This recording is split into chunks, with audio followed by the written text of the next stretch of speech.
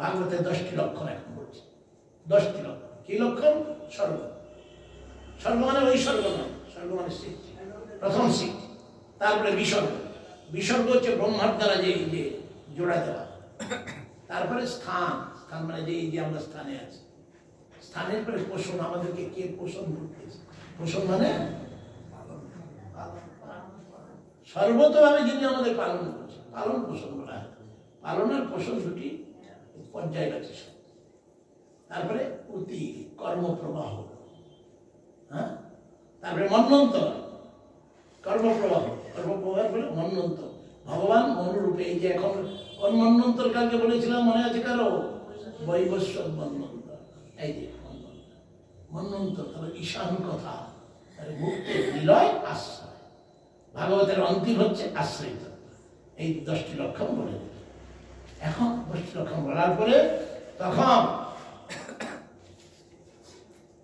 সৌনক ঋষি সুত গোস্বামীর কাছে বলছেন, আচ্ছা বিদুর যে তীর্থযাত্রায় গিয়েছিলেন, তীর্থযাত্রায় মৈত্রেয়ের সঙ্গে সাক্ষাৎ হয়েছিল, তিনি কোন আত্মবিদ্যা শিক্ষা করেছিলেন আপনি দয়া করে আমাকে বলুন।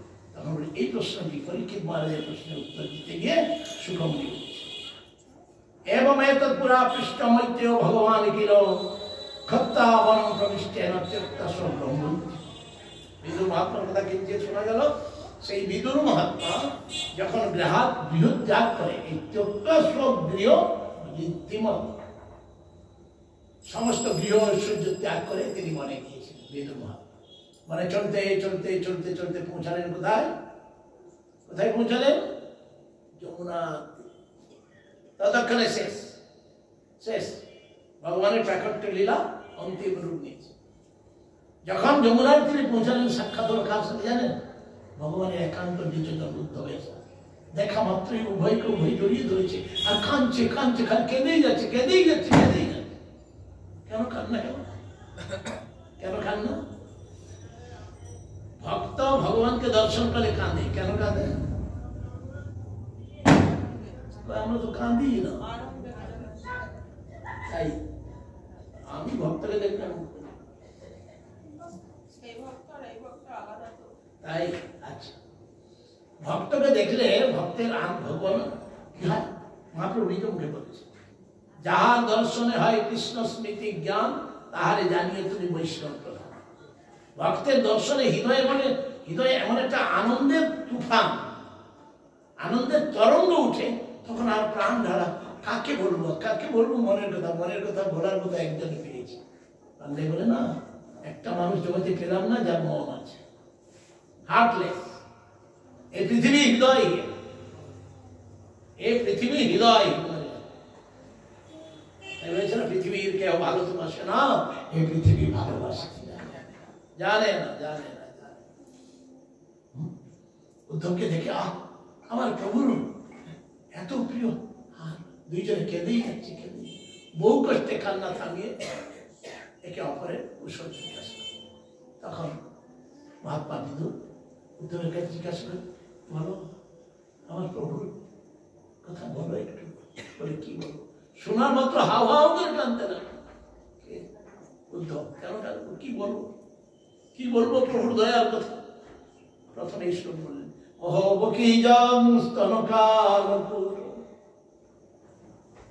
আমার প্রভুর দয়া, মাতা রূপে সেই রাক্ষসী পুতনা এসেছিল, তাকে মাতৃপদ দিয়েছিলেন, তার জন্মলীলা থেকে কি বলবো? সেই প্রভু একে একে অসুখগুলিকে কেমন করে মুক্ত করেছিলেন, সে দয়া কি বলবো তোমাকে? বলতে বলতে বলতে বলতে কান্নার থামে না, বলছেন কাঁদতে কাঁদতে সেই বাল্যলীলা, কৌমার লীলা, পৌগণ্ড লীলা, দাস্য সখ্য বাৎসল্য রসে ডুবিয়ে রেখেছেন। ইতি দীক্ষ লীলা ভিরানন্দ কুণ্ডে সহস নিমজ্জন্ত মাক্কা হয়ে। তার ভক্তগণকে তাহার বিভিন্ন এই যে কি বাল্য, কৌমার আর পৌগণ্ড, এই তিনটি লীলায় তিনি একেবারে নিমজ্জিত। যমুনার তীরে উদ্ধব আর বিদুরের সংলাপ, যে এই সমস্ত লীলায় বৃন্দাবন ভূমিকে তিনি ডুবিয়ে রেখেছেন। কি বলবো? কথা বলতে বলতে আর পারছেন না। তারপরে মথুরা লীলা, দ্বারকা লীলা বলতে বলতে অন্তিমে পৌঁছালেন, আর আটকে গেছে। অন্তিমে যখন বললেন আমাকে জানো জানো, আমাকে যাওয়ার বেলায় আমাকে সেই আত্মজ্ঞান উপদেশ দিয়েছিলেন কি করে আমি জগতে থাকবো। আমি তো বলে পরিষ্কার বলেছিলাম তোমার বিনা নারী এই জগতে কি করে আমি আমাকে থাকতে পারবো, তাই আমাকে আত্মজ্ঞান দিয়েছে। না তার তুমি আমাকে আত্মজ্ঞান কি বলো, বলে না, সেই অধিকার আমাদের।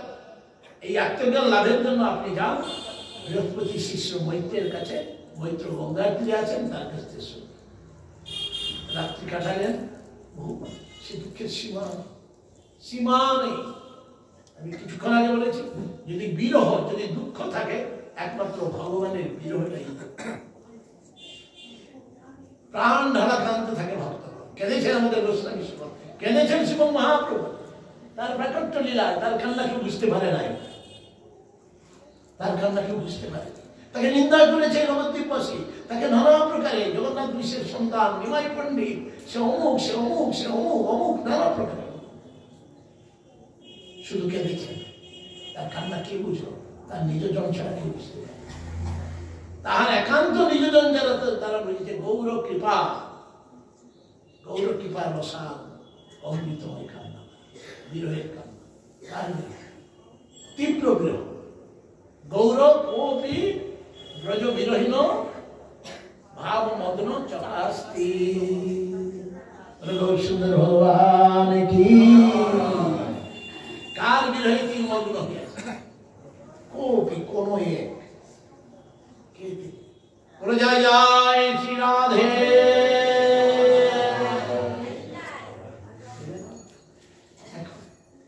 বিরহের অন্তিম দস্তিনে পৌঁছেছেন গঙ্গাত্রী, গঙ্গাত্রী পৌঁছেছেন মহর্ষি মৈত্রের সাথে সাক্ষাৎ।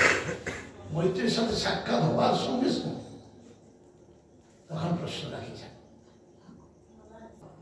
প্রথম প্রশ্ন ছিল সুখায় কর্মাণি করতি লোক।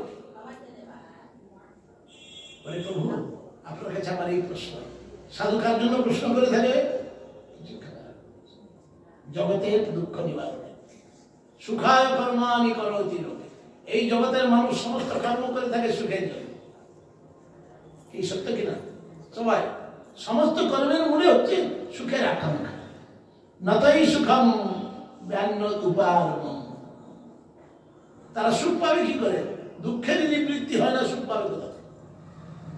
সুখের জন্য কর্ম করে থাকে কিন্তু দুঃখই নিবৃত্তি হয় না, সুতরাং সুখ তারা লাভ করবেই কি করে? হ্যাঁ, বিন্দে তো ভূয়স্তত এব দুঃখম জগত্র যুক্তম ভগবান। ভগবানের এই কি বিচার? মানুষ যদি তার অংশ হয়, তারা সুখের জন্য কর্ম করতেছে, সুখ থেকে দিবে না। ভগবান এই সুখ দেয়। আমরা ভগবানের যে দেওয়া সুখটিকে আমরা বুঝতে পারি না, তাই সাধু সঙ্গ। শ্রীমান মহাপ্রভু বলেছেন সাধু সঙ্গ সর্বশাস্ত্রে কয়, লবমাত্র সাধু সঙ্গে সর্ব বলো গৌর সুন্দর ভগবান কি। তখন মৈত্রের শিষ্য করলেন কেন সুখ পায় না? মানুষ জগতে কি সুখের জন্য কর্ম করে থাকে? এই পুঁতি গন্ধময় খাঁচাটা কেন সে জানে না? কেন? কোন সুখের জন্য?